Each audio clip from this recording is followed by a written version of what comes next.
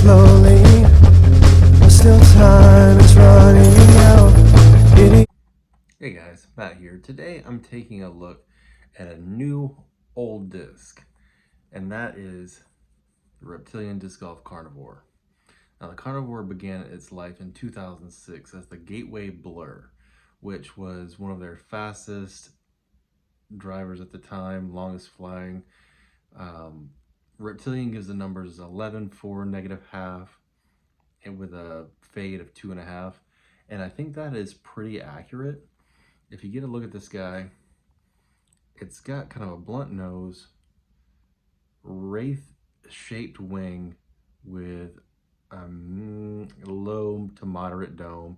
And if you look in close here, the teeniest, tiniest of micro beads at the bottom, which for a driver is kind of weird, especially a higher speed driver like this. But overall, the hand feel is really comfortable.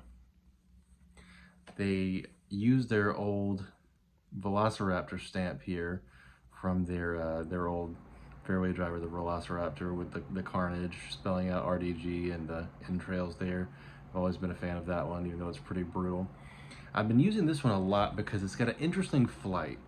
The lowish glide combined with the medium high speed, resistance to turn with a moderate fade gives it a backhand flight for me that on a spike hyzer between 300 feet and 350 feet is very accurate and reliable, and you can throw it really hard without it getting much turn. And then the fade is not this big hooking fade, it's kind of like abrupt.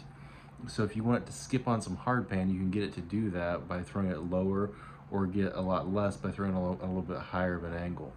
As you can see, it's held up to impact really, really well. I've thrown it a lot, hit a lot of trees, and a couple of these little scuffs where it's hit trees at speed are the only ill effects so far.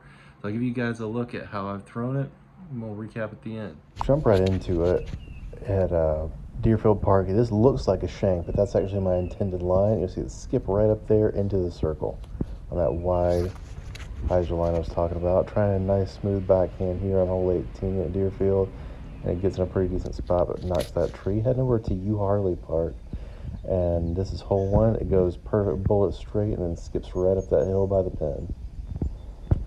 Going to Ballou Park in Danville, Virginia. This one I'm putting on a tiny bit of intended flex and then letting it bite late right in there inside the circle. This one's holding that tight line down the middle, fades just over the top of the basket, almost aced that one. Now this one, I'm trying to hit this little peekaboo line, and it actually does it, but clips that branch on the way out, but still out of putt. So I hope you can see that the Carnivore is a really useful disc. I've enjoyed it a ton and will continue to throw it on holes where I need good control but pretty solid distance, especially for backhands. I think it's got enough resistance to turn to do really well forehand as well, but I haven't tried it out a whole lot. Maybe I'll do another video on forehanding the Carnivore soon as well.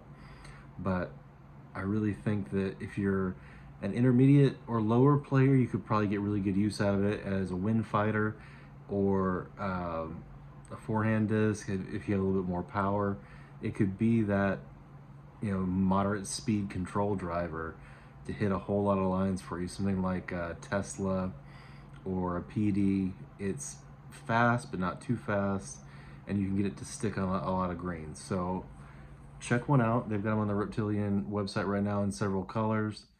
And for a disc that's kind of old school, it kind of feels new. It's interesting. I like it a lot. Check one out. If you do decide to buy one on reptiliandiscgolf.com, use my code MOOSE and you get a discount. Thanks for watching and have a great day.